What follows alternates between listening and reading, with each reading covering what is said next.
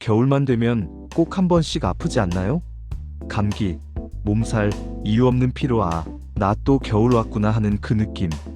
근데 이게 다 나이가 들어서가 아니라 겨울에 꼭 지켜야 할 기본 수칙을 우리가 대부분 안 지켜서 그렇다는 거 알고 계셨나요? 안녕하세요. 건강정보알림입니다. 오늘은 겨울에 꼭 지켜야 할 건강 수칙을 아주 현실적으로 정리해 보려고 해요.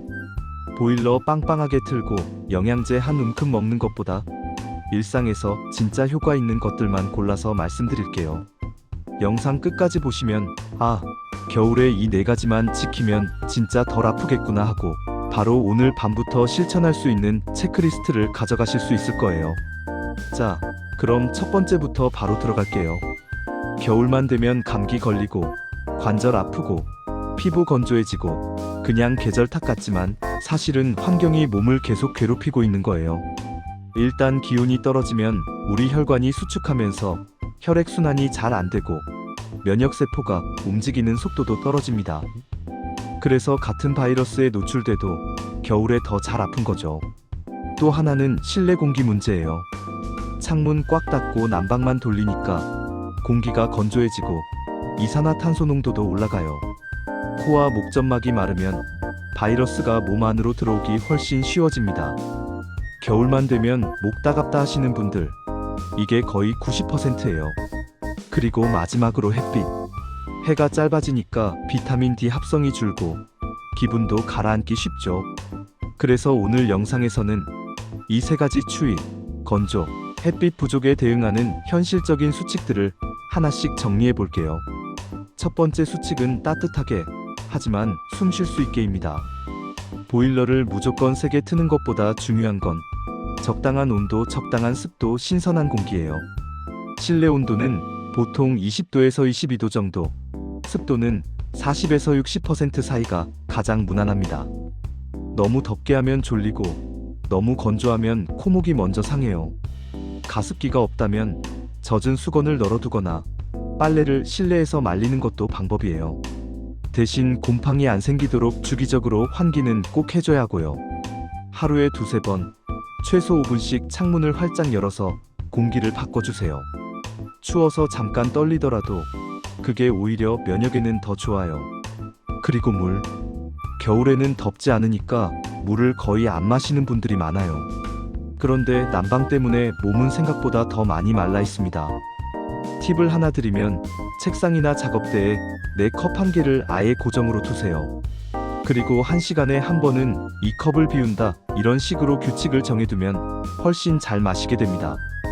따뜻한 물, 보리차, 허브티처럼 카페인 적은 걸로 자주 마시는 게 가장 좋아요. 두 번째 수칙은 수면과 비타민 D로 면역력 기초 다지기입니다.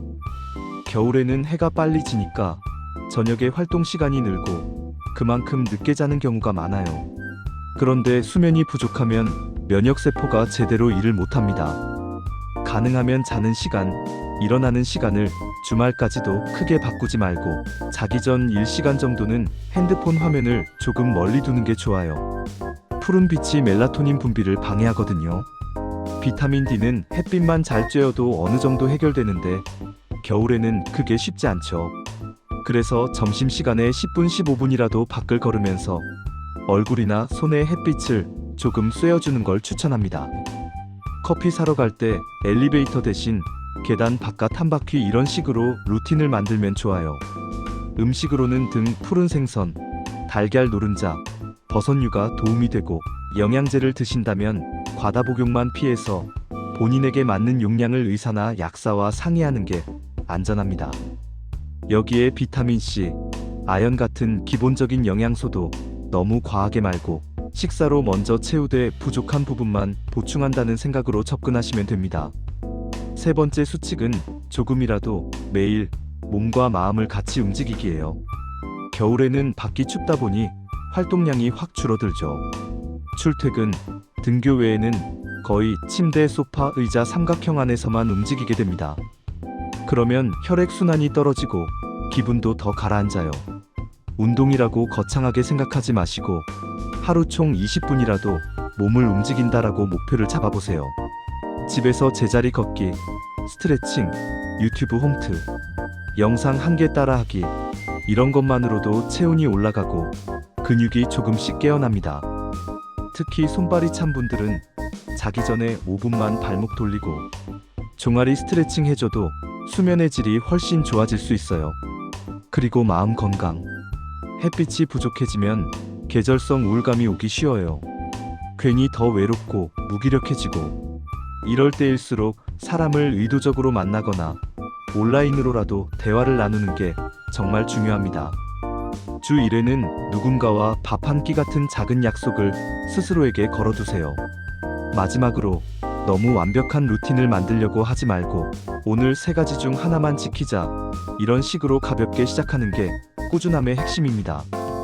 오늘은 겨울에 꼭 지켜야 할 건강 수칙으로 실내 환경 관리, 수면, 비타민 D, 면역, 그리고 움직임과 마음 건강까지 한 번에 정리해봤습니다. 결국 중요한 건 거창한 다이어트나 운동 계획보다 매일매일 지킬 수 있는 아주 작은 습관들이라는 거예요. 여러분은 겨울만 되면 꼭 무너지는 습관이 뭐가 있나요? 그리고 오늘 들은 것 중에서 이거 하나는 오늘 바로 해보겠다 싶은 수칙, 댓글로 하나만 적어주세요.